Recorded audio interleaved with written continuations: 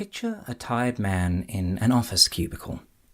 His notepad is like the aftermath of a hurricane, washed out with fast, handwritten notes, a coffee stain, and doodles of trees and pets. He works long hours and gets home later than he would like. He puts on a cheery voice when he answers callers' queries, directs them to where they need to go, or steps them through an online process that is new to them but painfully familiar to him. He's a good man, but an imperfect one. His productivity wanes with the length of the day.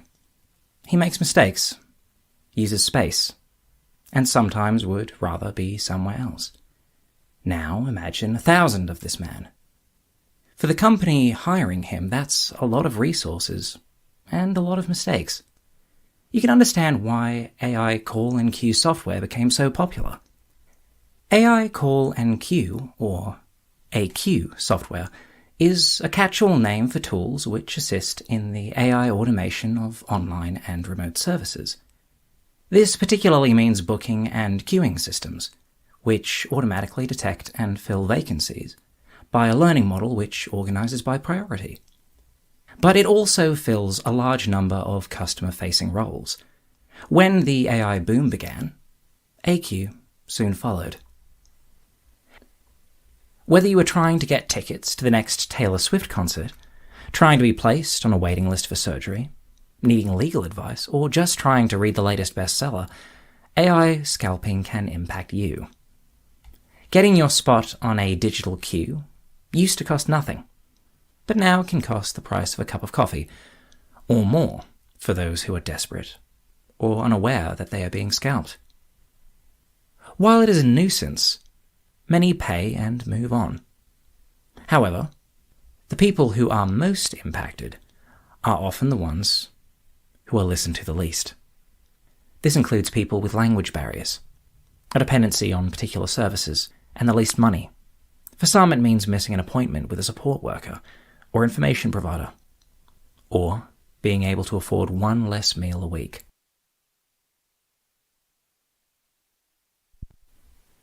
Picture a tired man.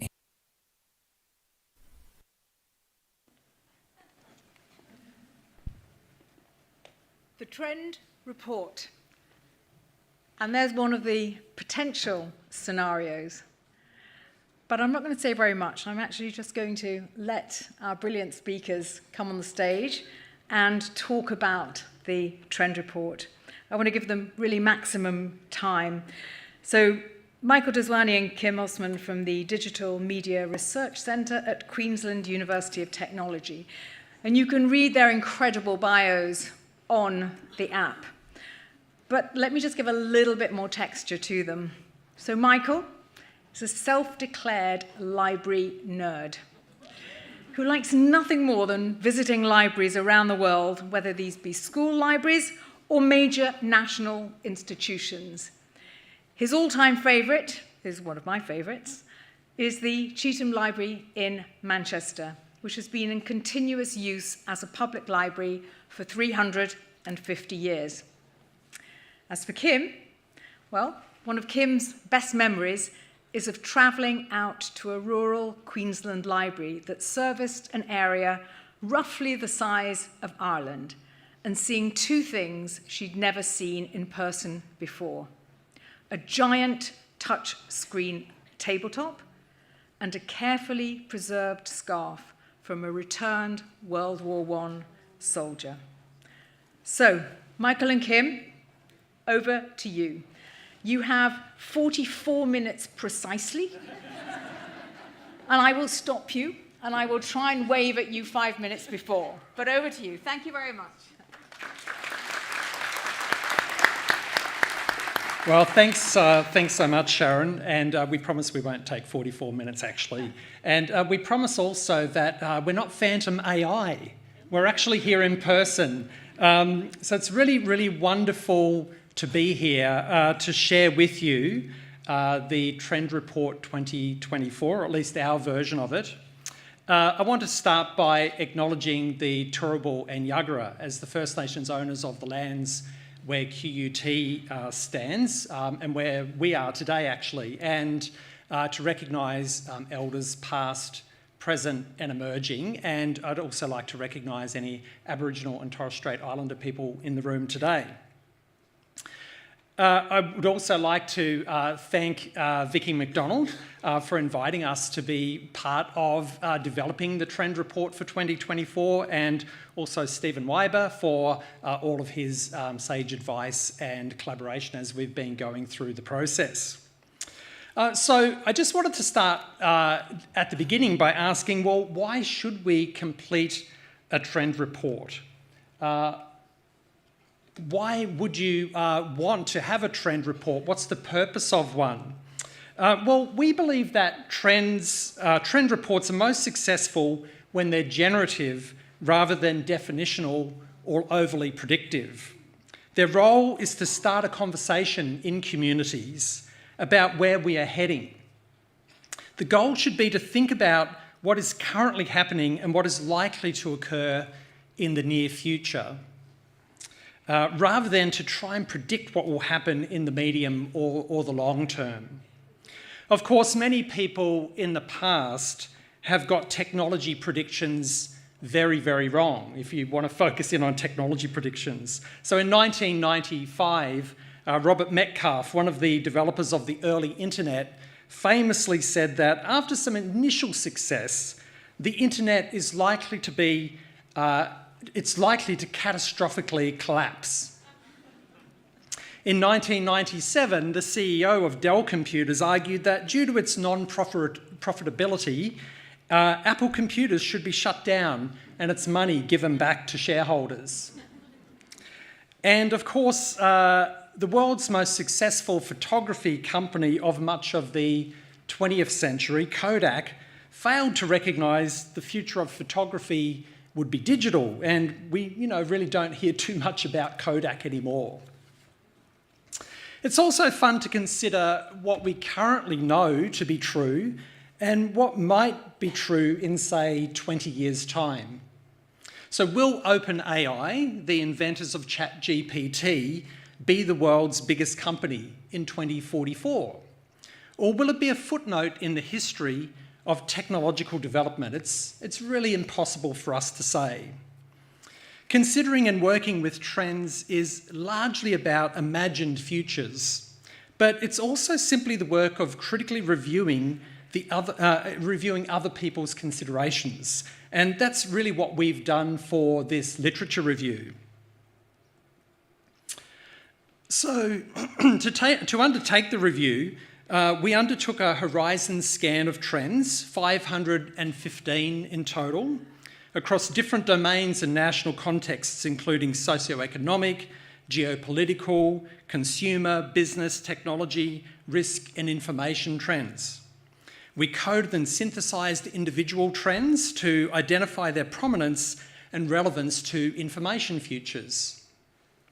We also sense-tested the review with some of our academic colleagues, and the initial draft was circulated to expert groups who provided feedback, which led to changes in focus and structure as we went along. Crucially, we acknowledge that our perspective is informed by our position as academic researchers living here in Brisbane, Australia. And we, of course, represent a very specific middle-class Caucasian perspective, and we do not want to overclaim our position of authority. We also want to be transparent in saying that how we have organised the trends in linear form in the review does not, of course, reflect how they play out in the world. The trends and sub-trends inform one another, interweave and overlap. Ultimately, our goal here is to be somewhat provocative and to be in conversation with you as a community. If we've got aspects wrong from your perspective, then that's really great, because it means that you have your own perspectives and imaginaries on what is happening in the information world today, and we hope that you will be part of the robust conversation that should occur within this community.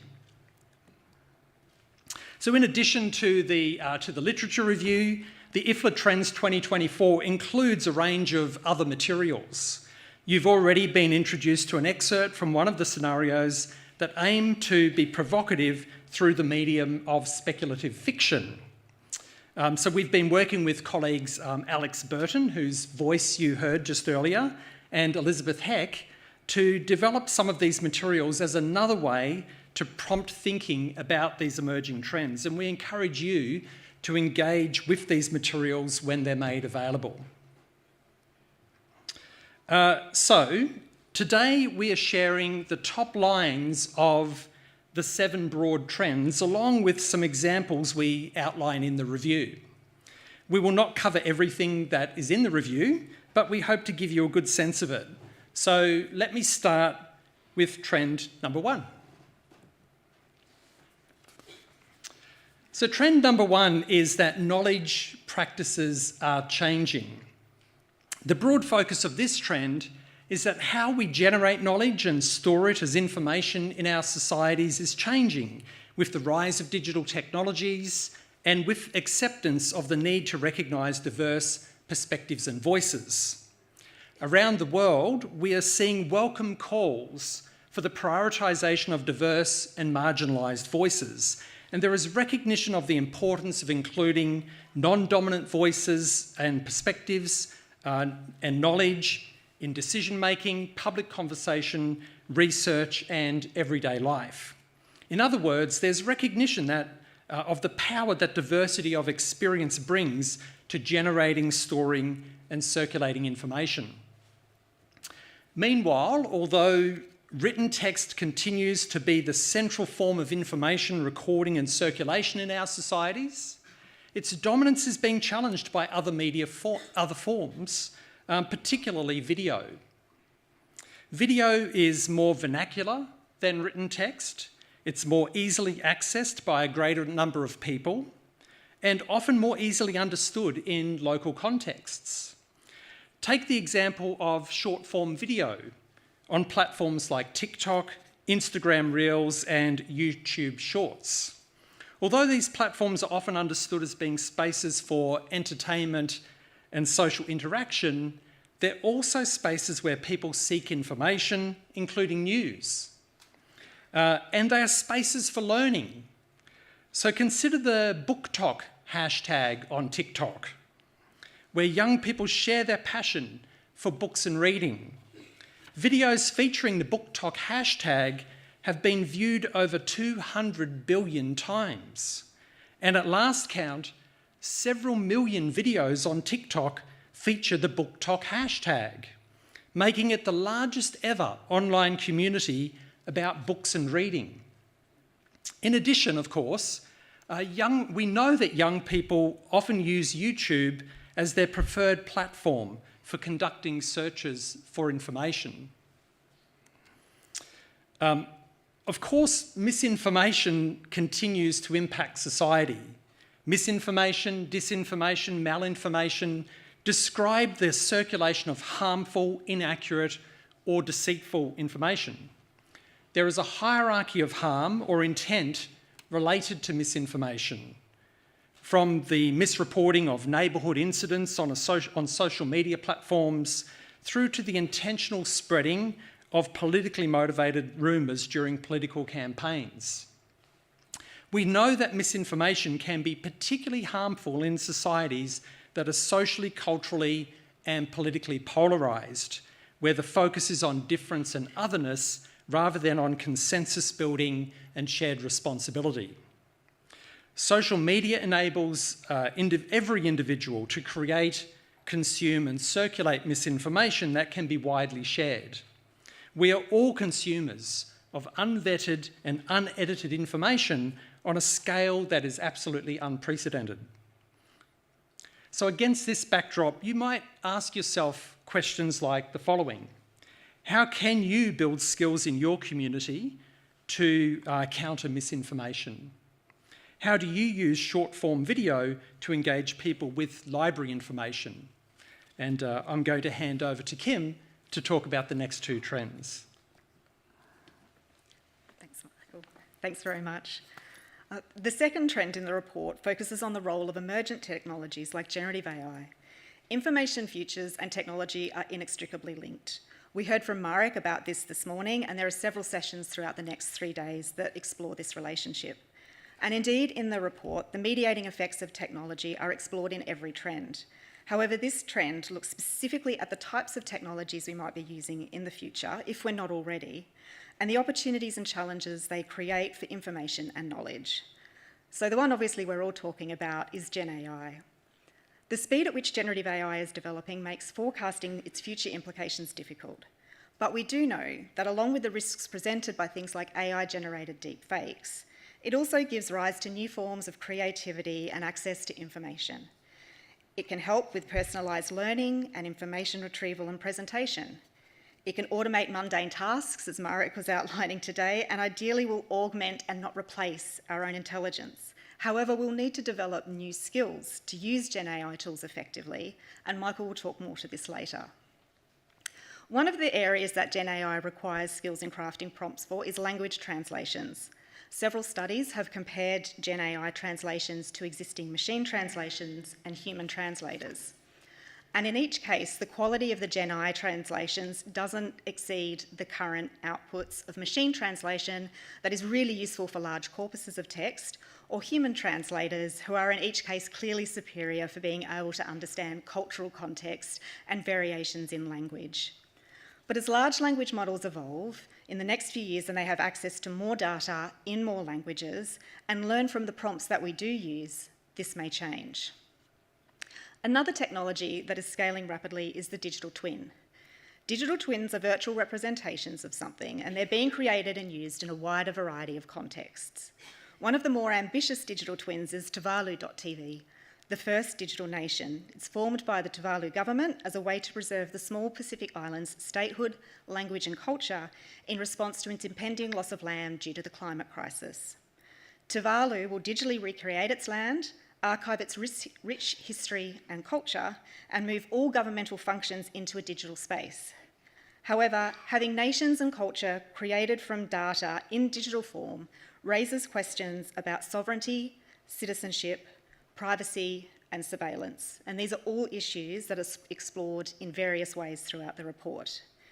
So in the current AI moment, you may consider the big questions about how technologies like AI and digital twins will change the ways we learn and create knowledge. Trend 3 explores the way public trust in different institutions like government and media has been eroding over time, and how trust and accountability interact to impact information systems, from the loss of local news services to tensions in open information movements. News deserts are a growing problem around the world. These are areas often geographically large but made up of small communities without access to local journalism or local news content. As print publishers move content to digital platforms, often behind a paywall, and syndicate the same content under different local mastheads, people are missing out on information about important issues that affect their local community. Without local journalism as a mechanism for holding institutions and authorities to account and advocating for the local community, trust is declining. In turn, social media is often filling informational gaps in news deserts, and this raises issues for those who may not use social media, and also around the quality of information and the implications of misinformation that Michael's discussed. Free access to information and knowledge is a fundamental human right and fundamental to building capabilities and capacities among individuals and communities to provide transparency in institutions and processes. However, equity and trust in open information systems are complicated by current commercial open access models that have capitalised on the desire to make information freely available for the public good. For example, as academics, we're charged fees to enable our research to be openly licensed in a scholarly journal. However, this often runs into the thousands of dollars, which makes it prohibitive to scholars without the support of university libraries or funds to enable this open publishing models. And it creates barriers for diverse scholars, even though we know there is a demand for increased diversity of voices. Access to information, openness, transparency and fairness are key to re-establishing trust among different groups and institutions in society. You may consider what role can local libraries play in news deserts, and how can libraries develop trust in public institutions? I'll hand back to Michael. Thanks, Kim. So the next trend is that skills and abilities are becoming more complex.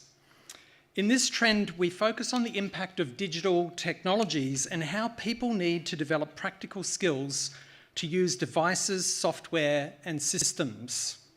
We also focus on the need for critical and creative skills to successfully navigate and benefit from media and information environments.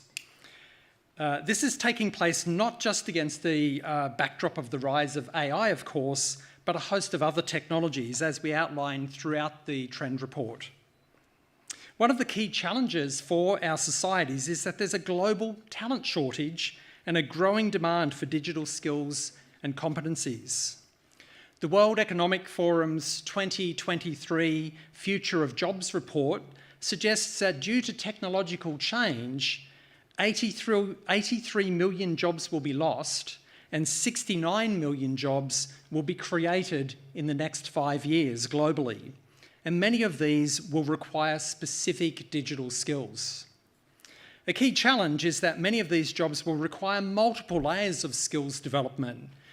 Using generative AI, for instance, requires basic computer skills, an understanding of the relationship between traditional software and integrated AI features, using effective prompts to generate content, and applying it using additional prompts to refine results. It requires discerning between accurate and inaccurate results, as we heard Marek talk about earlier. But of course, it also includes ethical decision-making about the application of AI. And it includes other currently unknown and emerging abilities. Of course, complex technologies like AI are also directly intertwined with misinformation. But it's not just AI, as I mentioned earlier. Social media platforms play a key role in the dissemination of misinformation. Therefore, a key competency for the digital age is media and information literacy, which is the ability to critically and ethically produce and consume media and information. While media and information literacy has been an important focus for libraries for decades, in the current information environment, it is as essential as ever. We need to find ways to help people develop the skills and knowledge to recognise misinformation through fact-checking, to understand how information such as news is often created through the prism of polarisation, how information is vital to citizenship and creating fair societies, and how information is created and circulated in our broader digital media environments. So with these concepts in mind, library professionals might ask these two questions. What is the role of libraries in identifying and addressing emerging skills gaps in communities? You might also consider in what ways does media and information literacy offer a solution to online harms and threats? Trend 5 is Kim. Yep. Thanks, Michael. It's one that's close to my heart. So despite all of the advances in digital technologies we've been talking about and their importance for many aspects of day-to-day life, the digital divide is actually deepening. People without access to the technologies they want and need do not have the same opportunities to access education and employment, or even just have fun and create online like those of us who are better connected. While more people than ever before are online, it's 5.4 billion of us, according to the International Telecommunication Unit, there are significant barriers for some people regarding access to internet-enabled devices, quality of connections, the affordability of data, and the opportunity to develop the kinds of skills that Michael was just talking about. These barriers are more common for people from low-income countries, those who live in rural areas and/or experience socioeconomic hardship. So service migration will be an issue into the future. Along with the withdrawal of local news from many communities, services that were normally delivered in person have also been disappearing from towns, replaced by digital first, or in some cases, digital only service provision. This includes services like health specialists, government agencies, and retail services. And we know from our research, as I'm sure that you all do too, that in many communities, libraries are filling this gap. For example, here in Australia, there are now often hundreds of kilometres between in-person government service centres. For people needing to access these services, often those who are on low incomes or living with a disability, the library becomes a default in-person access point, as staff can help people scan documents or navigate online portals. So service design and delivery is important moving into the future.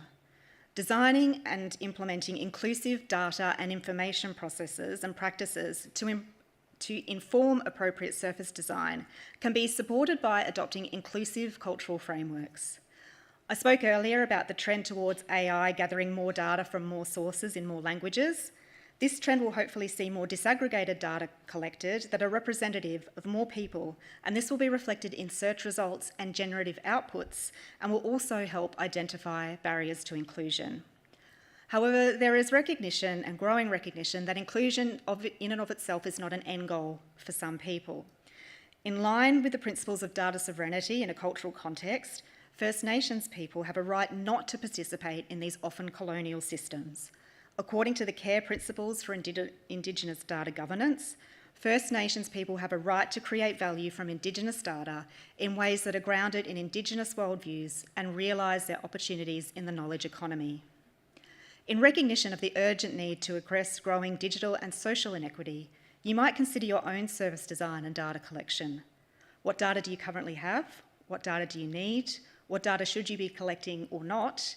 And what can you do to enable and improve digital inclusion in your community? What is the access that people have to devices and connections outside of the library? Thanks, Michael. So trend number 6 is that information systems are using more resources. In this trend, we focus on the fact that a green digital economy is necessary to manage the climate impacts of rapidly advancing information technologies, including environmental sustainability and societal well-being. Running and maintaining new technologies requires using large amounts of energy and materials. As the introduction of new technology grows, so too do the implications for the environment, especially in places where e-waste is a problem, and for countries already experiencing the effects of the climate crisis. An example is that the increased compute required in data centres to deal with AI leads to significant increases in electricity consumption. A study by Carnegie Mellon University suggests that using a powerful AI model to generate a single image takes as much energy as charging a smartphone. Meanwhile, the World Economic Forum shows that due to the spike in AI generation, Microsoft's CO2 emissions rose by nearly 30% from 2020 to 2023, and Google's greenhouse gas emissions were almost 50% higher in 2023 compared to 2019. Therefore, joining the green economy is essential to address climate change. Finding ways to do what we can to be aware of increased energy consumption and making local decisions about it is crucial for addressing climate change. And of course, e-waste is also a growing problem. According to the World Health Organization, over 50 million tonnes of e-waste is produced every year globally, which is the equivalent of 1,000 laptops every second. In addition, e-waste is considered toxic as it can produce toxic chemicals, including lead and mercury. So that all sounds quite depressing, but there are ways to reduce e-waste in positive ways. Here in Australia, for instance, an organisation called WorkVentures is developing a national device bank to get large commercial organisations to donate computers to be reconditioned and circulated back to low-income families to improve digital inclusion. Another organisation called DV Safe Phone takes donations of used mobile phones, which they recondition and provide to victims of family and domestic violence to provide them with a safe phone. So in the context of the impact of technology on the environment, you might ask these questions. Does your organisation have a plan or policy for minimising the generation of e-waste? How can libraries reduce or offset their environmental impacts?